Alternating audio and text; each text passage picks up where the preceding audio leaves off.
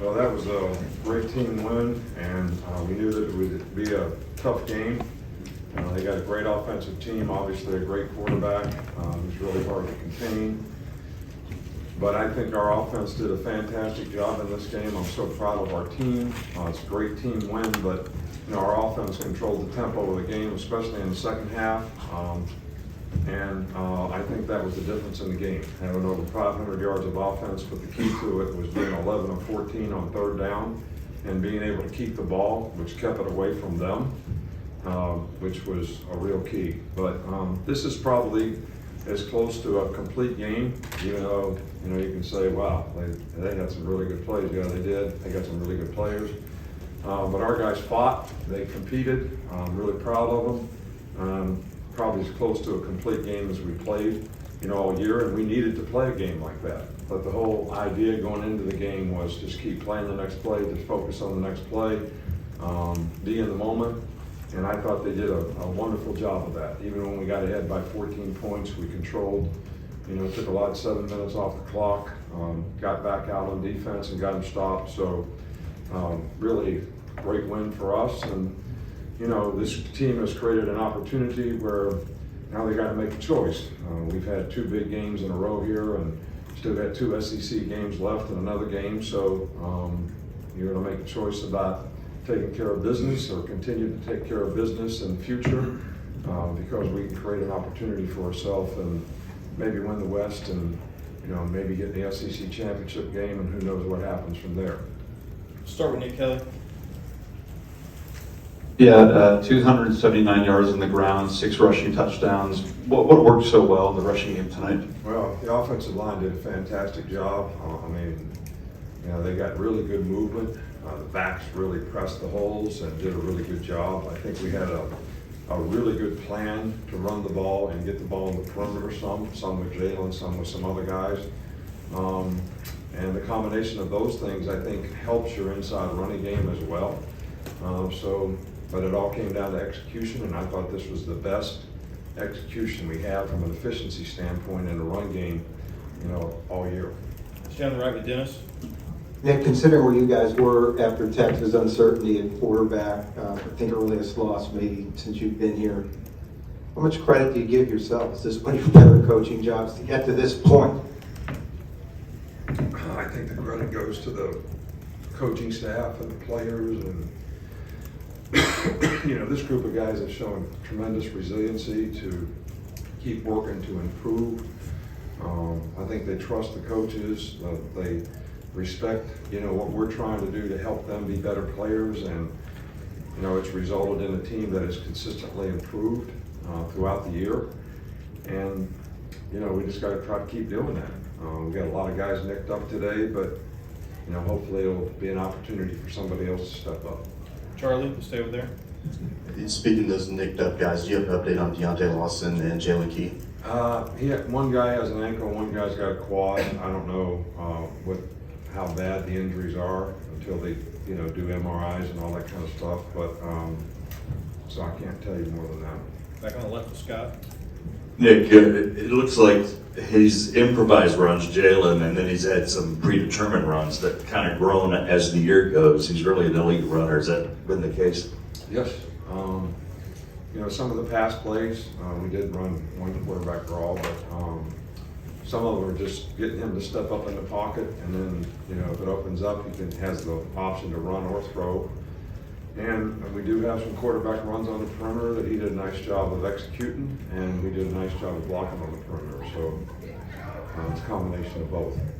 Right. But I think the fact that we do that, just like if you look at it from the other perspective, because their quarterback's such a good runner on the perimeter, we're playing stuff to try to make sure we got enough guys to take care of him. And they hit a post on us, and we bust in the back end worrying about him running the ball. The first touchdown that they scored. So it creates some issues for you on defense, and hopefully we can keep building on that. Ryan? Yeah, this looked like it was a shootout back and forth with the quarterbacks, but what was the message? Looked like third quarter, you guys made the stop. How big was that? What was the message to your team to get that stop? Well, I think that when you're playing in a game like this, you got to encourage the defensive players to keep playing. And I think the thing that got us when he ran for 160 some yards. And most of those were on pass plays. It wasn't like they were designed quarterback runs. We had spies on him. Spy couldn't get him on the ground. We rushed 4 guys. So the best success we had was actually rushing 5. Kept him in the pocket, pressed him up a little bit. But, the message was, we told them at halftime, we got to be a little more aggressive. We're going to have to play man-to-man. We're going to have to push the pocket on the guy. So, and we did a pretty good job of that. And of course, Dallas getting the tip ball and getting the interception, was huge in the game. And that's how you got to play. But the last 4 times they had the ball, we got stops on defense, which was, huge. And the score's 28-28. But the offense did a great job of controlling it, so they didn't get it back very much. Blake?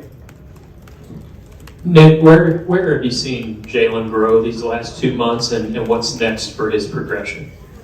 Well, it's obvious that the guy is much more comfortable as a passer. He's reading things more quickly, getting the ball to the right guy. He's making really good decisions when he has to improvise. And those things we want to continue to help him grow and develop. But I think he's learned to play the next play. I think that, early in the year, he would get frustrated if he made a bad throw or whatever. And, now he's learning to play the next play. And that's what I told the players, before we played the game. I said, you got to keep playing the next play. You got to be in the moment. Because the next play may be the play that is the difference in the game when you play games like this. So you can't worry about what happened on the last play, whether it was good or bad or whatever. And, he's bought into that, and I think it's helped him be more consistent. Johnny, in the back? Hey, Coach, they got the double score end of half, and then they started the third quarter, they ended up scoring. The resiliency of your defense to have the mental toughness to overcome that and then get those 4 final stops to finish the game. What does that speak about the leadership in that group? Well, I think that the defensive players did a great job of responding after those 2 drives, which we didn't play very well in. If we'd have just tackled the guy and missed the tackle, with 12, 13 seconds to go, the clock probably would have ran out. Or maybe they could have kicked the field goal. I don't know. But, guy goes for a strip on the guy and misses a tackle, and the guy runs for a touchdown. So those are all things that we can learn from. But I think that our team has showed tremendous resiliency all year long. And they've always been able to make plays in the critical time of the game when they need to make them. Get stops at A&M, played really good in the second half against Ole Miss, came back against Tennessee, got a lot of stops. So, this is because of leadership, but it's because of the competitive spirit of the group as well. In the back? Coach, you've been imploring fans to be the difference maker in these games, and tonight they broke the decibel record with 113 after Tyrion's interception. What can you say about their impact tonight? I'm not sure I understand the question. Just impacting the fans. Oh, the fans were great. It was great. The atmosphere was great. It cost them some penalties in critical times in the game, which gave us a favorable down the distance, which helped us on defense tremendously. But the atmosphere in the stadium in the last 2 games, I don't think you could ever ask for more. And I certainly thank the fans for it. I asked them to do it. They responded really well. They played for 60 minutes just like our players, and God love them for it. We'll finish right here with Tony. You mentioned the push that the offensive line got in the running game, but they only allowed 1 sack in the passing game. Just how much improvement did you see from them today? Yeah, well, we've done some things protection-wise to try to protect the tackles a little bit. I think the fact that we've got Jalen stepping up in the pocket helps the tackles a little bit so they can push guys by. But I did think we did a really good job in pass protection, which, that's the key to the drill, is give the quarterback time to make the kind of decisions he can make. And, when the guy's got running ability, it's even more that way because the defense gets stretched out. They got to play scrambles. If you take off running, it's hard to get the guy on the ground, which we certainly got some experience on that tonight too. All right, thanks, Coach. That's all we got. All right, thank you. Appreciate you.